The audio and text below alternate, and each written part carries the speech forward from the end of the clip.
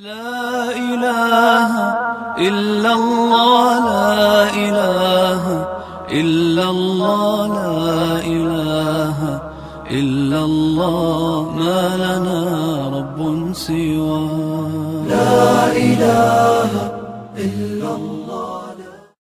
بسم الله الرحمن الرحيم. لا حول ولا قوة إلا بالله العلي العظيم. الحمد لله رب العالمين، وصلى الله على سيدنا محمد وآله الطيبين الطاهرين.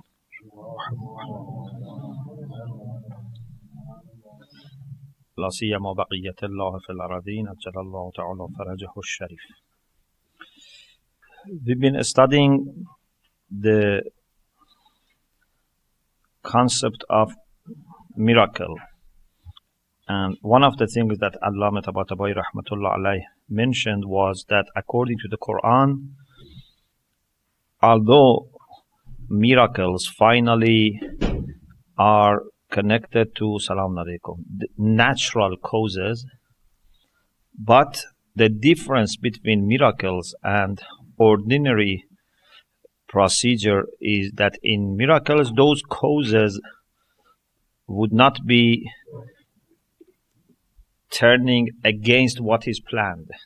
They will not be defeated. They will not be overridden by some other factors. So it's not like medicine. If someone is ill and takes medicine, this medicine is a natural factor and can help him in being healed or cured. But this medicine may work or may not work. When miracles happen, finally, if you remember, we had this discussion, we discussed a lot. Finally, we will have a natural factor. Allah doesn't directly heal this person. Do it through some natural factor. But the difference between that factor and medicine is that that factor will always be successful and effective. But medicine may work or may not work. So the difference between that natural factor and normal natural factors is whether they are always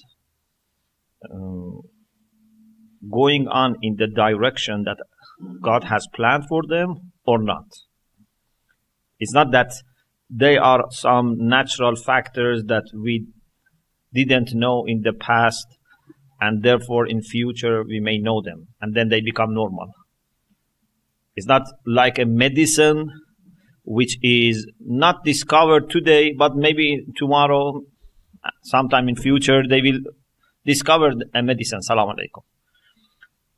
So what Isa alayhi salam did was not that he used a medicine which was not known to the people of that time and later, may be known. No. If that was the case, then it was miracle in that time and not miracle in future. He used something totally different from medicine. Because medicine may work or may not work. But at the same time, he used some facts which were natural. Okay?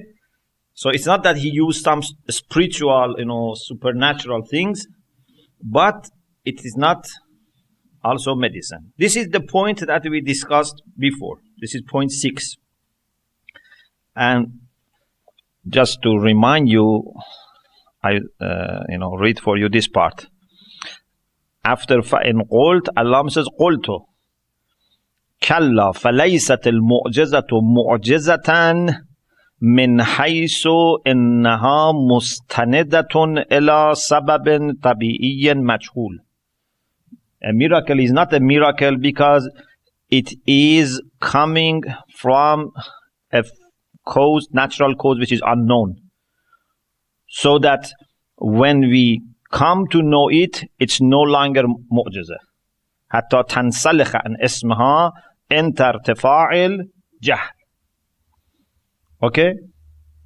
ولا أنها معجزة من حيث استنادها إلى سبب مفارق للعادة. And it's not mu'jiza just because it is connected to a cause which is extraordinary. بل هي معجزة من حيث إنها مستندة إلى أمر مفارق للعادة غير مغلوب السبب. It will never be defeated. قاهرة الإله. So this was the point that we discussed before. The seventh point, which is somehow long. Yes. Yes. So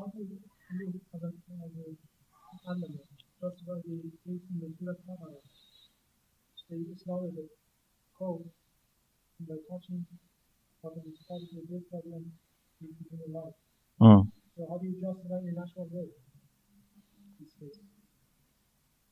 So what is wrong with that? So at the end you have to touch it with this tail or something. So a physical encounter is needed. A physical contact is needed.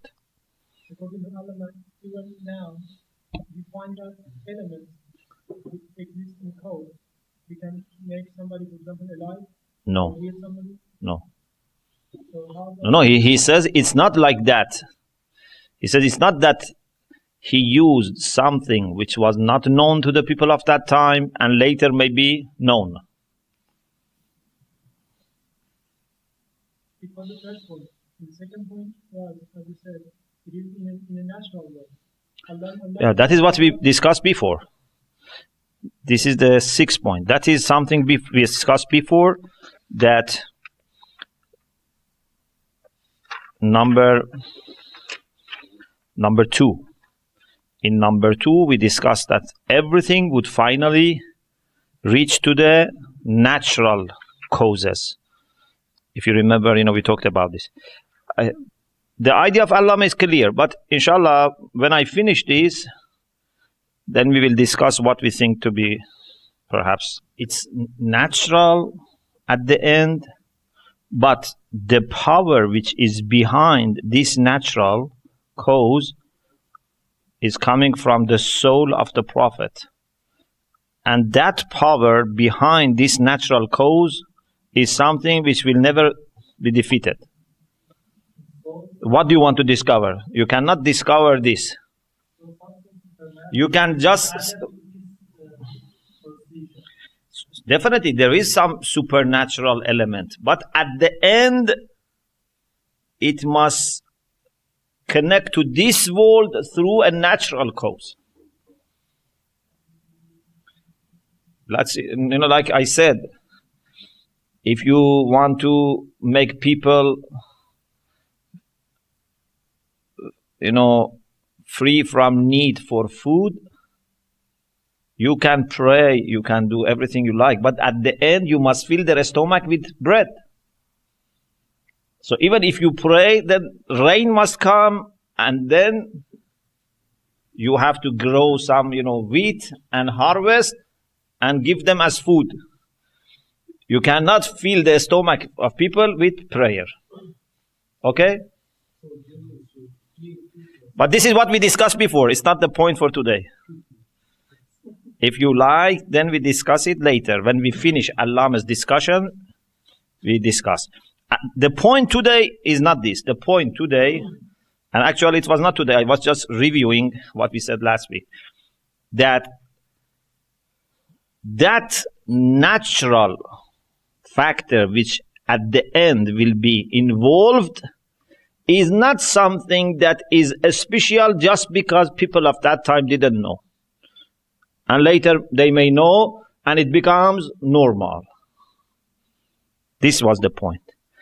That is a natural factor which is driven by something which will never be defeated. Always calm, effective. This is the point. Make note of your question and your points, and inshallah we discuss this maybe inshallah next week. The last point that Allama mentions here, point 7, which is taking few pages, is that according to the Quran, miracles prove that this prophet is a true prophet. They can prove the truth of the claim of a prophet. You know, sometimes people may think that miracle just was to silence people, or something that is good for average people, for lay people, awam, lay people. But for the scholars and philosophers, miracles cannot prove anything. Allama says no. Miracles are burhan. Burhan means, if you want to translate burhan accurately, you say demonstration. Demonstration means burhan, because proof is very general. Demonstration is very a strong form of proof. Miracles can demonstrate the truth of the claim of a prophet. It's not just something for lay people, for people who are not very, intellectual. The discussion that Allama starts with is this. When a prophet brings a miracle, what is he doing? What does he want to prove? For example, Prophet Musa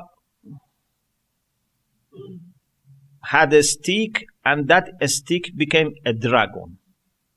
Okay? What does this prove? If you say that this proves that the ideas that Moses preached and propagated were correct.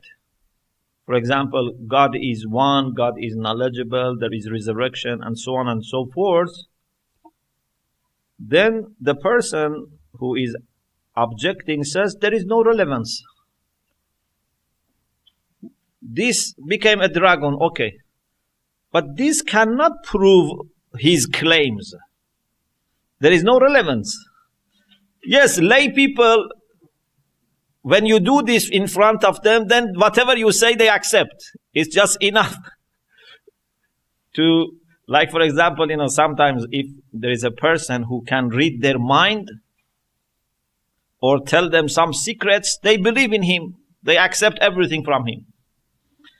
But if a person is really rational and critical, would say these are two separate things. You were able to show something as a miracle, but for your claim, we need independent arguments. So this is the question of the person. And also, the other thing that he says is that the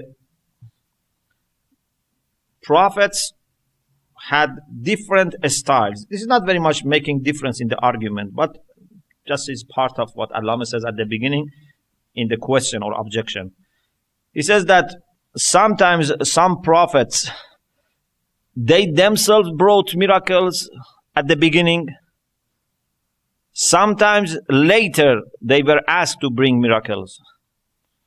For example, he says that Prophet Musa and his brother Harun, right from the beginning, before his ummah, his nation, asked them for miracles, Allah gave them this miracle. اذهب أنت وأخوك بآياتي ولا تنيا في ذكري. So right from the beginning, Allah gave them some miraculous power. Or about Isa alayhi salam, ورسولا إلى بني إسرائيل أني قد جئتكم بآية من ربكم أني أخلق لكم من الطين كهيئة الطير. So this was not even people asked for anything. They brought miracles. Basically, the idea is that by having these miracles, you cannot prove your religious claims, your religious ideas. Then Allama Rahmatullah alayhi says something that I don't know whether you agree or not. He says the prophets didn't use miracles to prove their religious claims, their beliefs, for example. To prove that God exists, or God is one, God is knowledgeable, or there is resurrection. He says they didn't use miracles for these purposes. They only used miracles to prove that they are sent by God. Otherwise, whatever they claimed, they had arguments, rational arguments to support them. If they said God is there, they had an intellectual argument for that. أَفِاللَّهِ شَكٌّ فَاطِرَ السَّمَاوَاتِ وَالْأَرْضِ. There is an argument for that. Or, for example, if they wanted to talk about resurrection, they said, وَمَا خَلَقْنَا السَّمَاءَ وَالْأَرْضَ وَمَا بَيْنَهُمَا بَاطِلًا ذلك ظن الذين كفروا فويل للذين كفروا من النار أم نجعل الذين آمنوا وعملوا الصالحات كالمفسدين في الأرض أم نجعل المتقين كالفجار. يعني they proved before justice of God and wisdom of God, they used that to prove that there must be resurrection. They didn't use miracles to replace arguments. Okay? It's a very important point. Let me read for you what he says, because I think this is very much different from what we normally do in Kalam. Because in Kalam, for many things, we want to use miracles to prove. He says, وَالْجَوَابْ عَنْ هَذَا السُّؤَالِ أَنَّ الْأَنْبِيَاءَ وَالرُّسُلَ عَلَيْهِمُ السَّلَامِ لَمْ يَأْتُوا بِالْآيَاتِ الْمُعْجِزَةِ لإثبات شيء من معارف المبدأ والمعاد مما يناله العقل. They didn't bring mu'jizah to prove anything that can be proved rationally. كالتوحيد والبعث وأمثالهما. Like unity of God, resurrection. وَإِنَّمَا اكْتَفَوْا فِي ذَلِكَ بِحُجَّةِ الْعَقْلِ. They only used intellect to prove those intellectual side of kalam. وَالْمُخَاطَبَةِ مِنْ طَرِيقِ النَّظَرِ وَالْإِسْتِدْلَالِ. They started conversation with people and they asked them to think, argue, counter-argue, and they proved. وَإِنَّمَا سُئِلَ الرُّسُلُ الْمُعْجِزَةِ وَأَتَوْا بِهَا لِإِثْبَاتِ رِسَالَتِهِمْ وَتَحْقِيقِ دَعْوَاهَا. تحقيق دعوة. So the only thing they used miracle for was to prove that they are sent by God. No. This is not what he says. They were told that you are not sent by God. Or they said, we have doubt. Either they said, we have doubt, or they said, you are not sent by God. They rejected them. They used the miracles to prove that they are sent by God. They are true prophets. And then he explains this further. He says, when the prophets claimed that they are sent by God as a messenger and they receive revelation from God, this was something strange for people. Or if you don't like to say strange, something extraordinary for the people. That a human being receives communications from God. They said, we don't accept this. Okay? So what did people do in response to the claim of the prophets? Those who didn't have faith, they didn't have iman. What did they do? Sometimes Allama says, فَتَارَةً حَاوَلَ النَّاسِ إِبْطَالَ دَعْوَاهُمْ بِالْحُجَّةِ. Sometimes they used an argument against the claim of the prophets. Which claim? The claim that they are sent by God.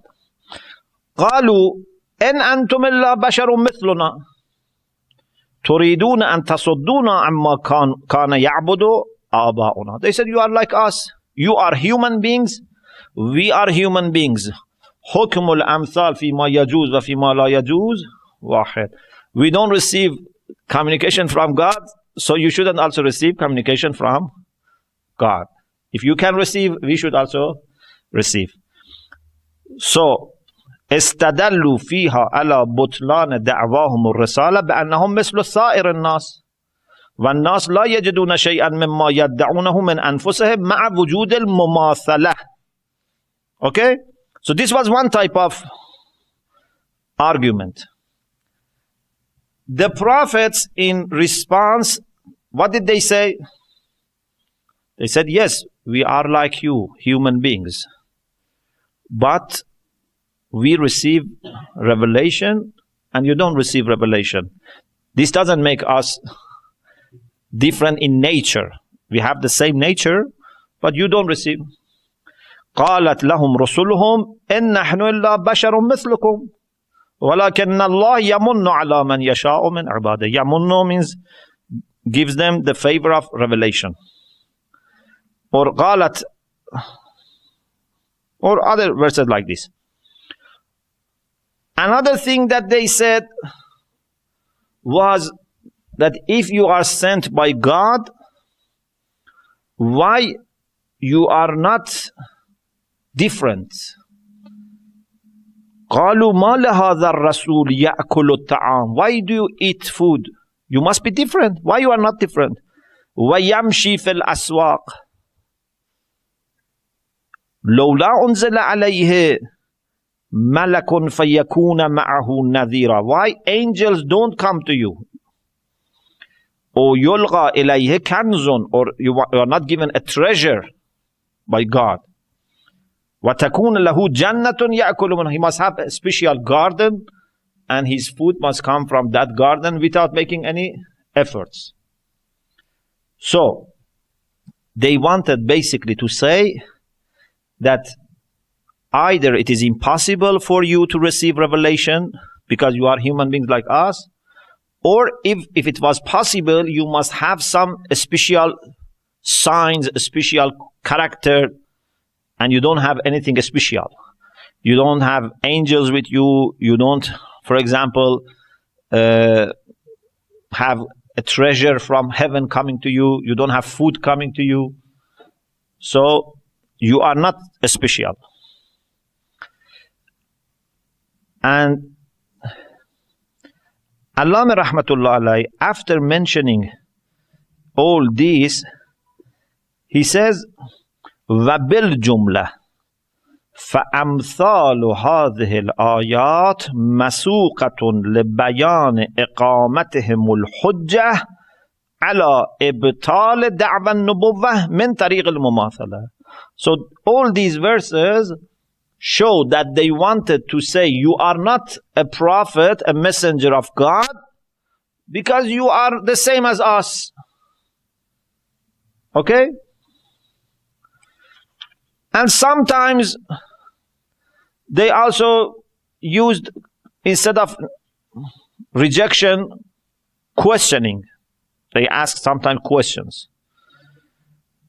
For example, they said that you must have, some kind of proof, some kind of, way to prove that you receive communication from God. Then Allah subhanahu wa ta'ala gave the prophets these miracles. Why? Why? To prove that they are prophets, to answer to these attacks and questions and objections and rejections. So to prove that they have been chosen by God and sent by God, they brought miracles. So that they can say there is something special in us. Although we are human beings like you, but there is something special in us. And because we can have these miracles, therefore, it's also possible that we have revelation that you don't have. Miracle by itself is extraordinary. Revelation is also extraordinary. So this proves that there is something special in us that you don't have. هذا هو الذي بعث الأمم إلى سؤال المعجزة على صدق دعوى النبوة. They asked for mu'jizah because they wanted to realize that he is a real prophet, and they brought mu'jizah for the same purpose. فَقَدْ تَبَيَّنَ بِمَا ذَكَرْنَا. So Allah says that what we can make as conclusion is that التلازم بين صدق دعوى الرسالة وبين المعجزة. When there is a miracle, it implies that this person is true in his claim of being a prophet. وأنها الدليل على صدق دعواها. And this is a good reason for truth of his claim. Is this only for lay people? No. This is for lay people and for people who are elite, who are intellectuals. Second point. ما يجده الرسول والنبي من الوحي ويدركه من غير السنخ ما نجده بحواسنا.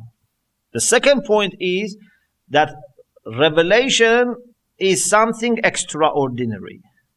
You cannot compare revelation to perception, idrak hissi, perception, or to rational knowledge. Revelation is different. Perception, rational knowledge are open and available for everyone. But revelation is something special. And Allah says that some people, unfortunately, they didn't understand the nature of revelation, and they wanted to explain revelation by using some normal concepts.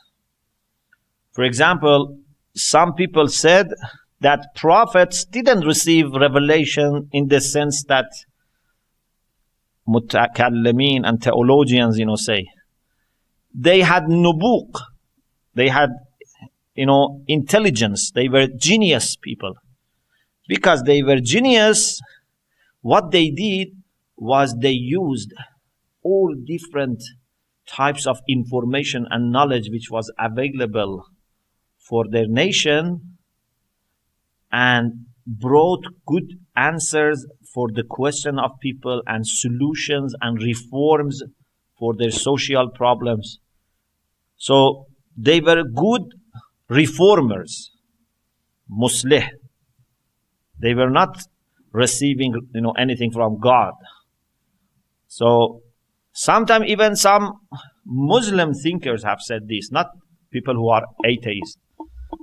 Even sometimes some Muslims, to explain supernatural things or abstract things in the way that people can understand, they said revelation is just a kind of intelligence, a kind of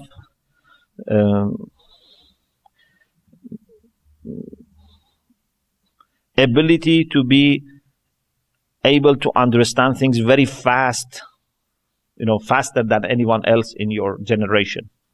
Possibility is available for everyone. Even you are possibly connected to God. Everyone can be possibly connected to God. To be able to bring miracles shows that you are actually connected to God. If there is for example, TV set. If this TV set is possibly connected to the power, it doesn't work. It must be actually connected to power. When you see it is working and functioning, so it's not only possibly connected, it's actually connected.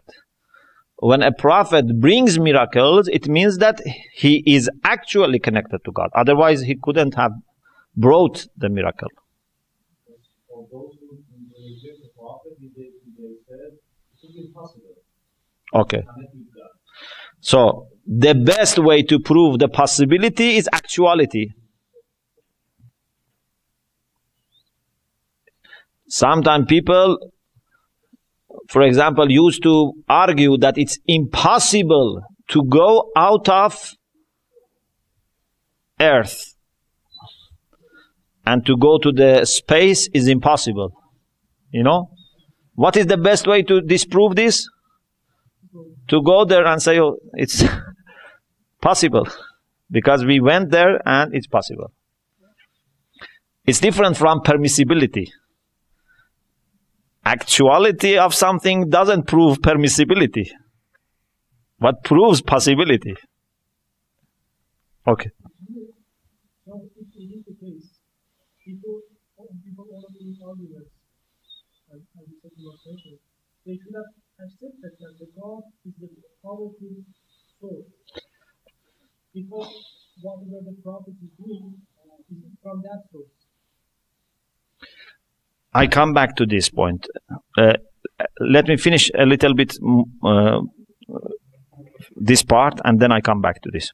So Allama says that some people have tried to explain miracle by saying that this is something normal. This is something that has physical, scientific, empirical explanation. Okay? It's not something which is beyond human understanding. And the same is with revelation. So, for example, Allama says that they say, إِنَّ النَّبِي إِنسَانٌ مُتَفَكِّرٌ نَابِغٌ. He's a man of thinking and genius. يَدْعُ قَوْمَهُ إِلَى صَلَاحِ مُحِيطِهِ الْاجْتِمَاعِي. They ask people for reform. He says we should reform our society. What is revelation? إن الوعي هو انتقاش الأفكار الفاضلة في ذهنه. Revelation is emergence of good ideas in his mind. You know, sometimes good ideas come to your mind. Like, for example, some poets, some beautiful poems come to their mind. Yeah, a kind of inspiration. The prophets are the same. Some beautiful ideas came to their mind.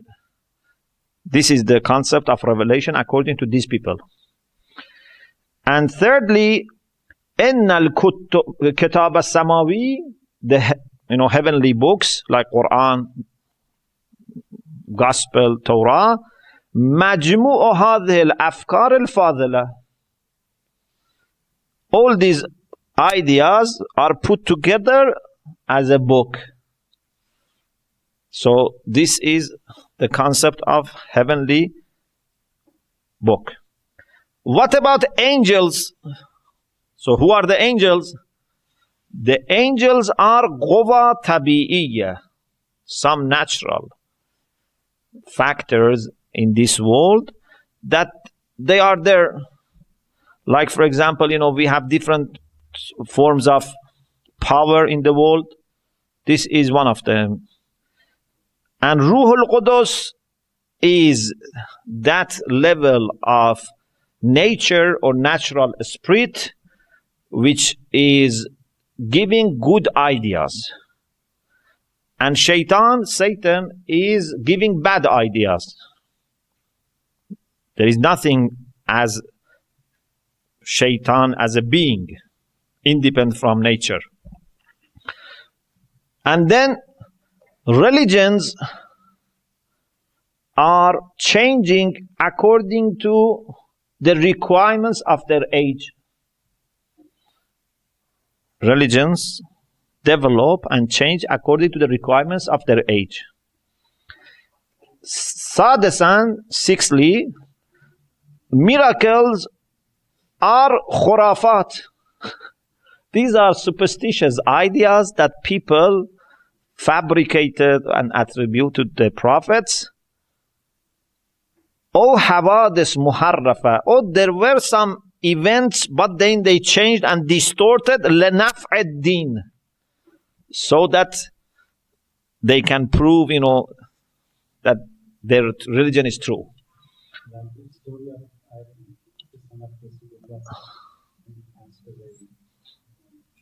Yeah.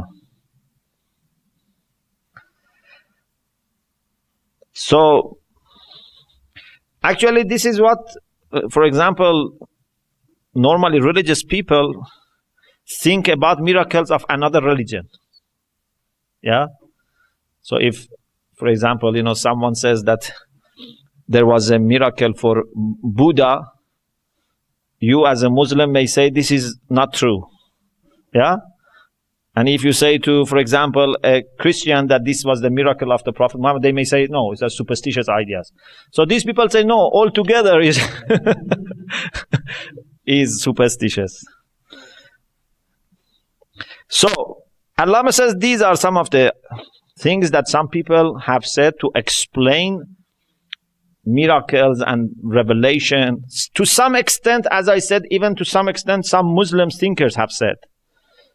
But not all of this, of course. Allama says what we can say is that heavenly books and the sayings of the prophets are not, in compliance with these ideas. And unfortunately, these people, because they are very much attached to material life, they have said things like this.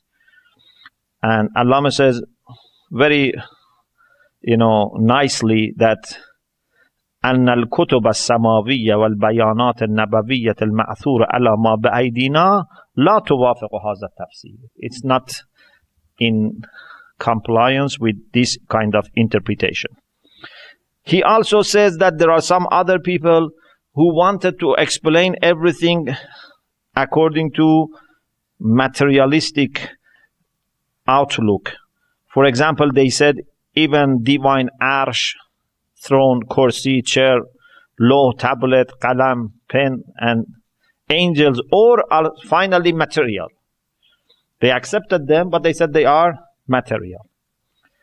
Allama says, what is proper way of addressing these issues? This paragraph is important.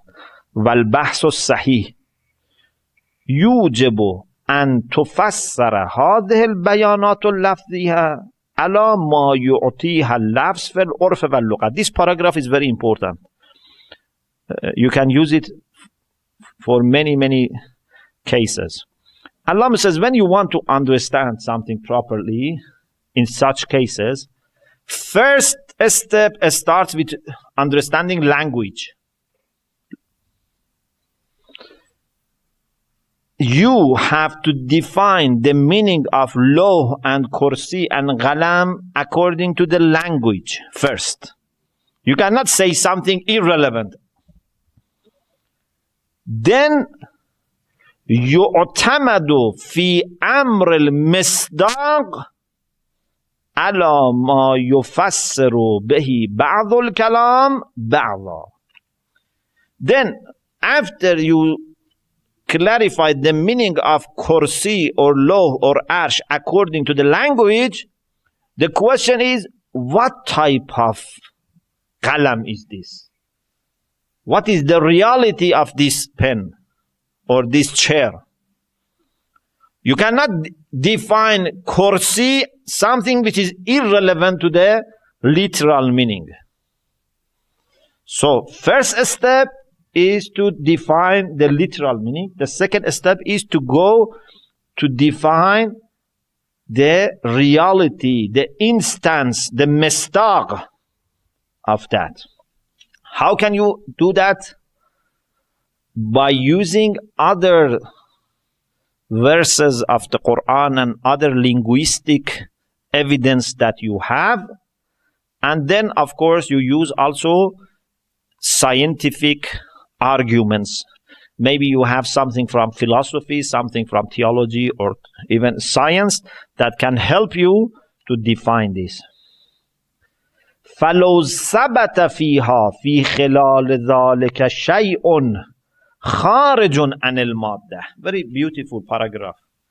If in your discussion you reach a point that something immaterial is proved.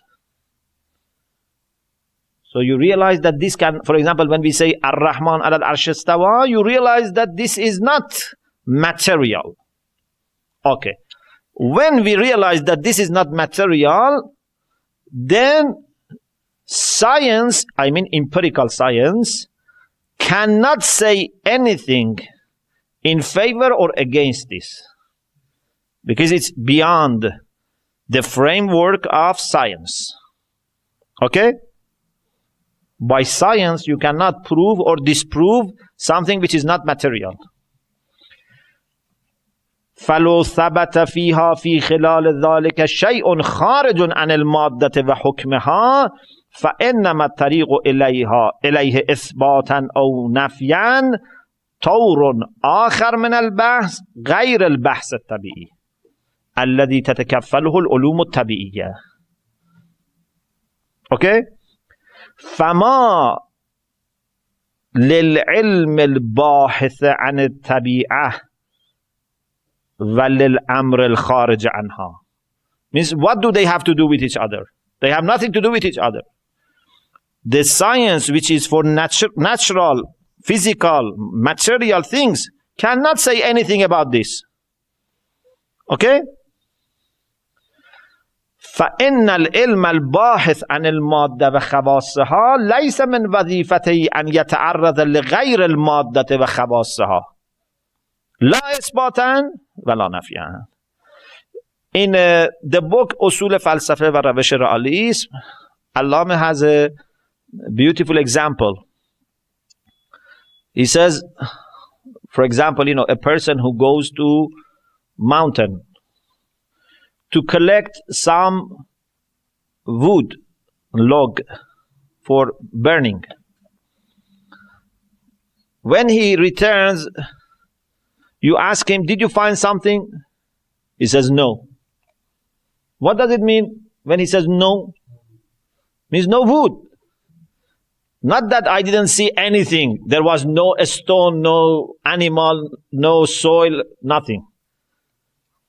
His concern is wood. Okay? When a scientist cannot find something, it doesn't mean that nothing exists at all. It means that something which a scientist can discover was not there.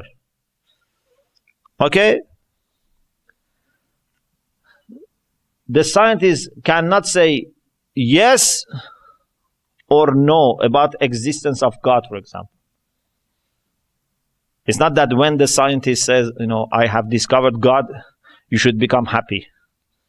Sometimes, we become happy if a scientist says, I have discovered God in my laboratory. No. Even if he says, I have discovered God, we shouldn't become happy. He must have made a mistake. God cannot be discovered in your laboratory. What you can discover in your laboratory is something which is created by God. Then you have to use some intellectual argument to prove God. Okay? You must be very careful. When people, say that they have discovered God in physical methodology or material or empirical methodology, you shouldn't accept. Don't say, okay, alhamdulillah.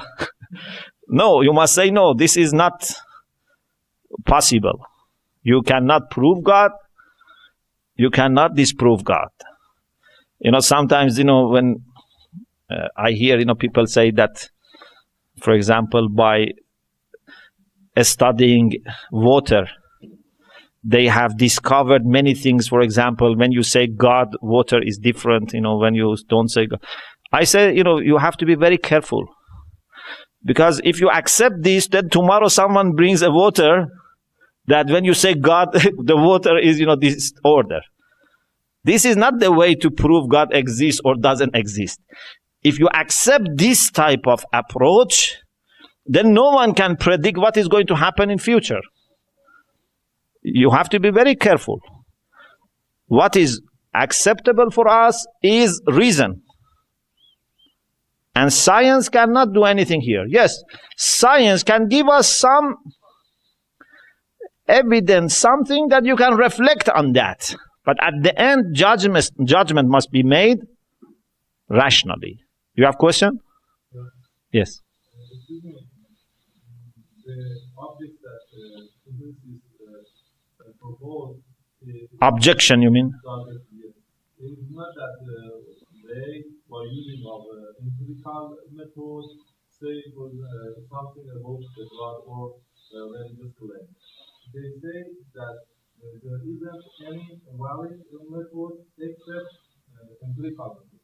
They say the method that can be used for religious claim is invalid. So we have all the conclusions that we say is invalid. Okay. Is this by itself a scientific claim? No. This is a philosophical claim. This is about methodology, and this cannot be proved or disproved by science. We have to discuss this in philosophy. So, when a scientist says that only empirical knowledge works, this by itself is not a scientific claim. You cannot prove this in any laboratory. This is a philosophical claim, and this means that you have accepted that other than scientific method, we have other methods. So then we can, start from there. Yes. The limitations that we have in material, we have somehow in our imagination, in our reason, in our proofs that we have. So how we can prove the existence of God for internet, but we cannot prove for him, for science, and something like that. The limitation is in both sides. No. Science is studying something which can be physically, empirically investigated. Okay? So by definition, science has limited itself to the creation of God.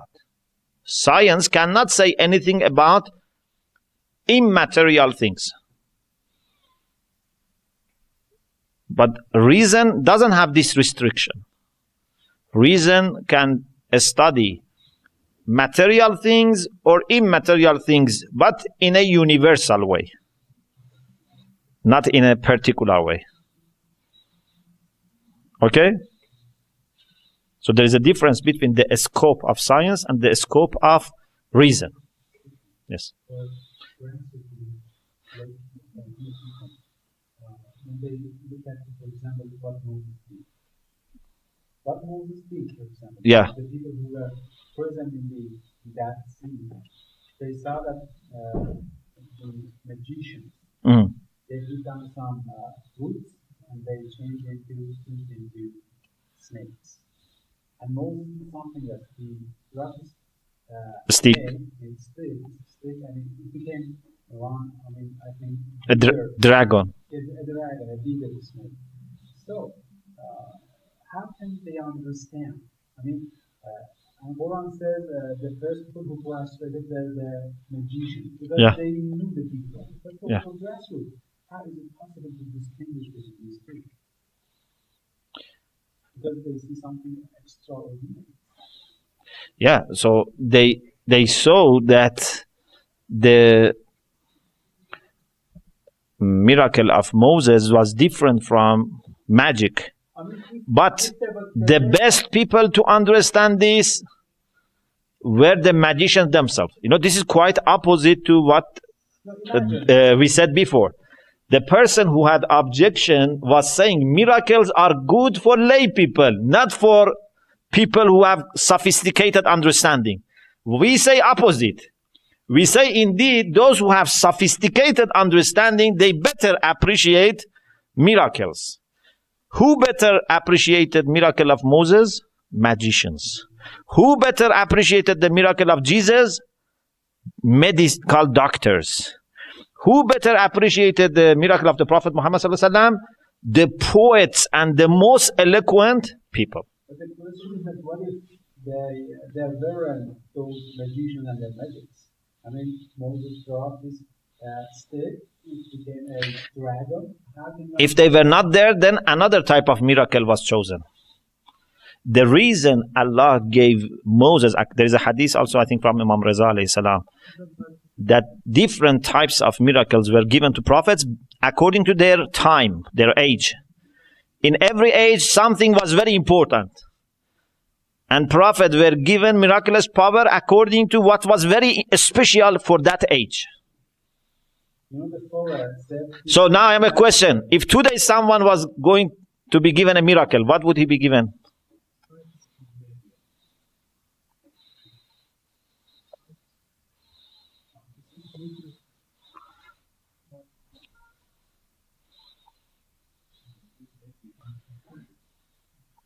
The answer is clear. No, again a book. Because Quran is miracle forever.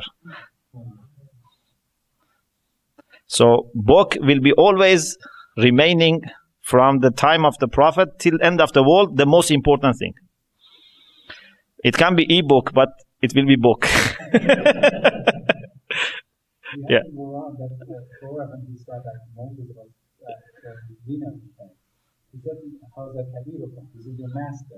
Yes. How did Moses answer this situation of the Torah? And he said, this is the best magician. The best thing was that the magicians themselves accepted this and they were ready to give their lives for this. You can bribe people, give them money, or promise them something, but to some extent. You cannot bribe people to give their life for you. But there is nothing in itself. No, there is something there, but not everyone can understand that in the way that those magicians understood. And Pharaoh himself knew that Moses was not one of the magicians. He said this in front of people. Otherwise, Pharaoh knew that Moses didn't have any relation with them. Because who collected these magicians? Pharaoh.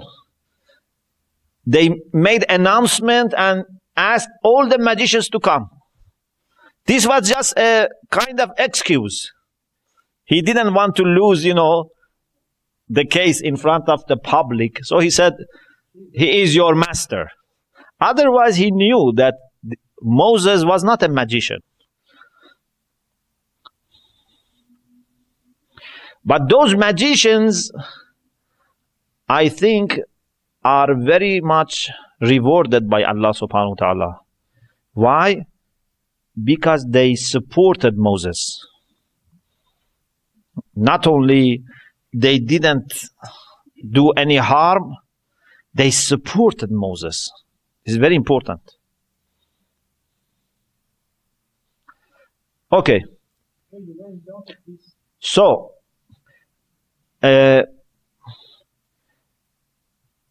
the science cannot say anything in favor or against of intellectual philosophical ideas. Okay? Now, this is finished, this discussion. So now we want to reflect. Is it possible to say that miracles had nothing to do with proving the claims of a prophet, and they just only proved that he was a prophet? I think it's an exaggeration, perhaps. Why did at all a prophet need to be proved that he is a prophet? Pardon? Yeah, why do we need a prophet? If everything that he claimed can be proved rationally, okay, and actually those are the most important things, why we need to prove that he is a prophet? I think that, just imagine the case of the Prophet Muhammad sallallahu alaihi wasallam. The people in Mecca and Arab Peninsula in general, they were different, but most of them had some polytheistic ideas. Most of them believed in God, okay, but they didn't believe in unity of God.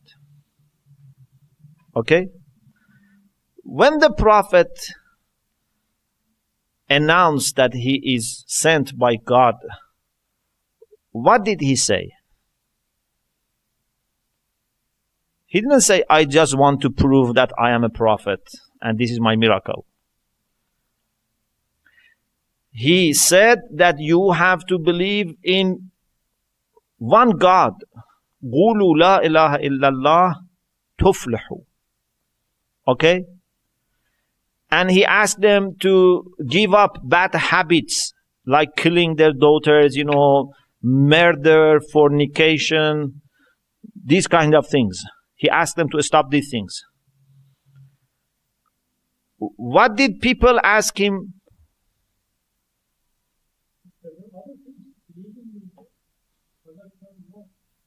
Yeah, but why the book of Allah is important? For the content. Not just to believe in the book regardless of the content. So what I think is that the Prophet had to prove himself and to prove his message so that people act upon the message, upon the content. The content is very important. Not that we say, no, there are two different things. One is the content, you prove it rationally. And one is the Prophet himself and the book, you prove it by miracles.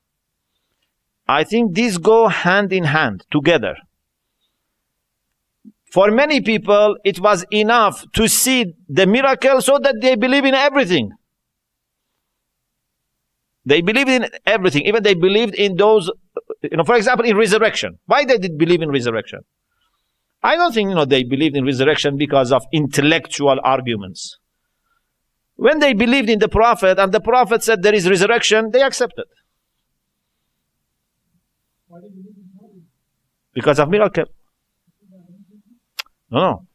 Allah says that Tawheed and resurrection were proved independently. Not because of miracles. I say it's possible to do that. But I think many people, when they believe in a person as a prophet, then they accept from him everything. Even later. Why some people, for example, today become Muslim and they accept Tawheed and resurrection and everything? Because they accept Quran as a book of God. When this is proved for them, then they accept everything. You don't need to say no. When you accepted this as a book of God, this only proves that our prophet was a real prophet. But then you have to start proving existence of God and unity of God. Yeah?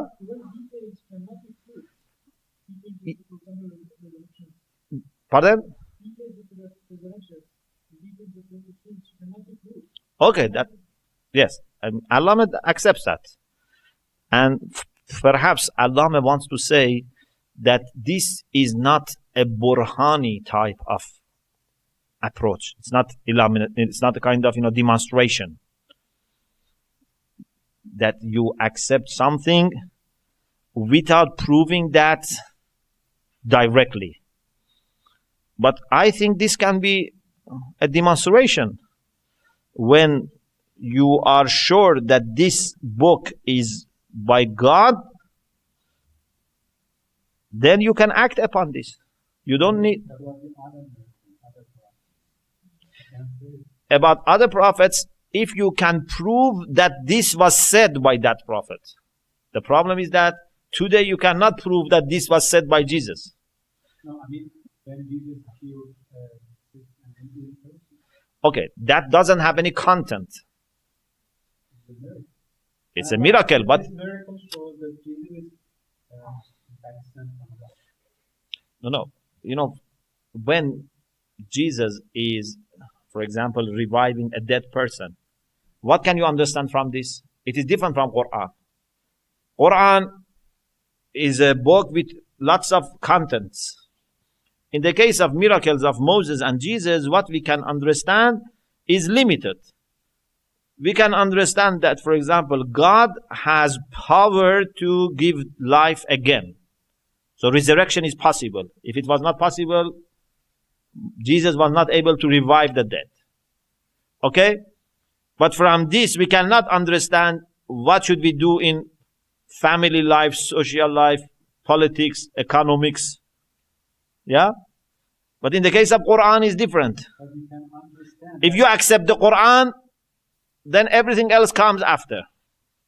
but we can understand that Jesus is empowered by God. So Sure. whatever he says is the word of God. Yes? So it is not Allah. No.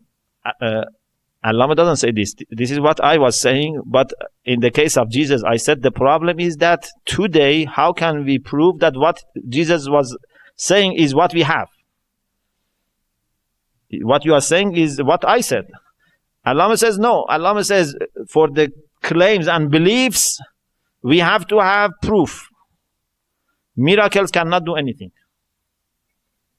At least for the intellectual part of it. Read it yourself. Maybe you have different interpretation.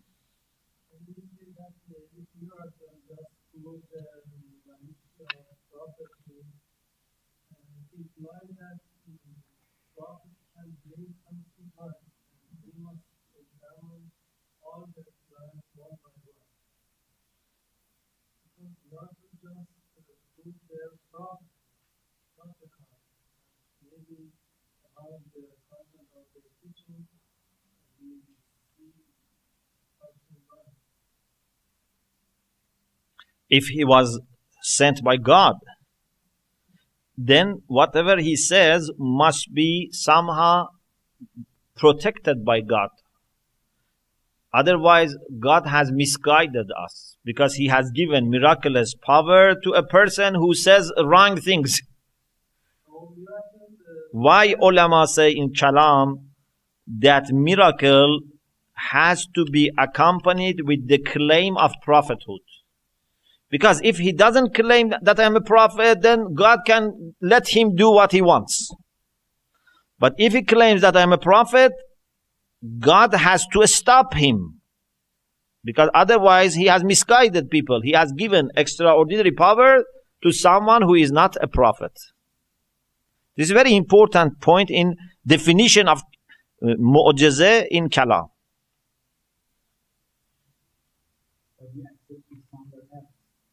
Pardon? How? When we have why, for example, right now, some Christians, they have Jesus, or they have some saints to cure their ills, to give them what they need, and they are rewarded, and they are gifted with what they want. So when we have why this happens, they say that this is because they have a pure intention and will, and God is in the thing. So this is kind of misguidance. No. Yeah. Why? When I ask this saint and he answers my question, I believe that he is the saint of God. And Is it a mu'jizah that he is doing, or no, it's different from mu'jizah. Karama is possible. But if that saint says, I am a prophet, then God would not let him do this. You know, For example, even in, for example, our own circles. But when it happens that there is a shrine in France. Yeah. People go there and ask for their, Bernadette. I don't know what it's there. And they are rewarded what they want. Okay. So, and they feel that. But if that person had claimed that she was a prophet, No prophet, but then, this is my point. these people. If someone doesn't claim that he or she is a prophet, okay. Like many people in India, they have some special powers, extraordinary powers, okay? I'm not saying this is miracle. Why? Because of many reasons. One reason is because they don't claim they are prophets. If they claim that they are prophet and start misguiding people, God must stop them. No, he said because there might be some misguidance, so there should be prophecy. I said no, there is misguidance and there is no prophecy. It's a counterexample. No, I don't say anyone who is misguiding people, Allah will stop him. No, I didn't say this. I say something like what Jesus did, what Moses did. If it's only possible to be done by connection to God, God would not give such power to a liar. Why? Because then God is misguiding people. In one hand, He is giving him this power. In the other hand, He says, you must not follow him. right now, there is a person is suffering from cancer, for example. Okay. It's impossible for scientists to cure. Okay. He goes to such a shrine Okay. and he will be Okay. cured. But that person doesn't claim that I'm a prophet. But No. It's different. First of all, that person is a believer in God, a holy, pious person. Yes, he didn't know about Islam or whatever, but he was a believer or she was a believer. Secondly, which is very important, that person didn't claim that he's a prophet and I have a new religion. If that person had claimed that he or she was a prophet, then God would not have done this to him. It's very important. Samari didn't do miracle. No.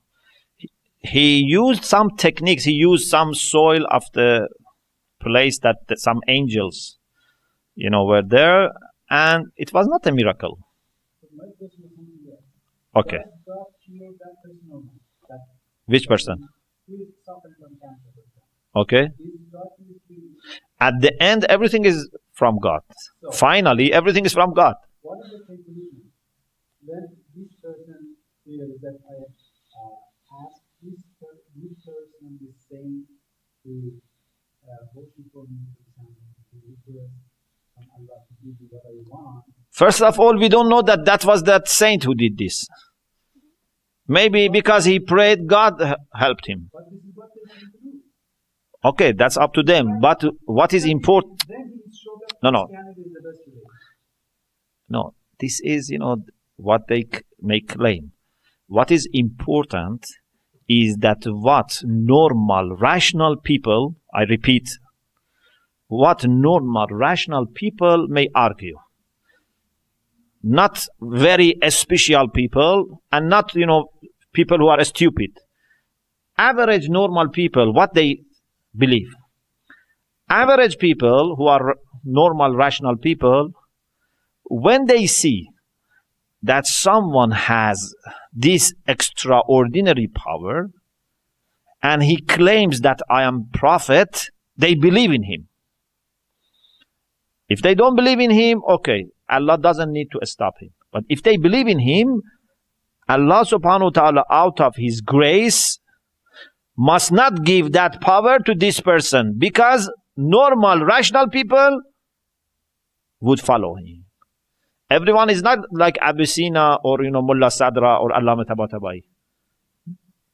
And everyone is not stupid.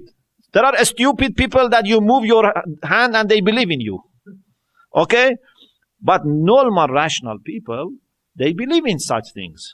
So, as long as that person has not claimed any position, that's fine. But if he claims that I am sent by God, God has to take away this power from him. This is very important. Otherwise, the question always remains. For you, there is a question that you cannot answer unless you say like this. How can you prove that a person who brings miracle is a true prophet? How can you prove that? You say this is something that no human being can do, only God can do. Okay. But why God cannot give this power to a liar? The only way to refute this is to say that God never does something that misguides normal, rational people. This is very important.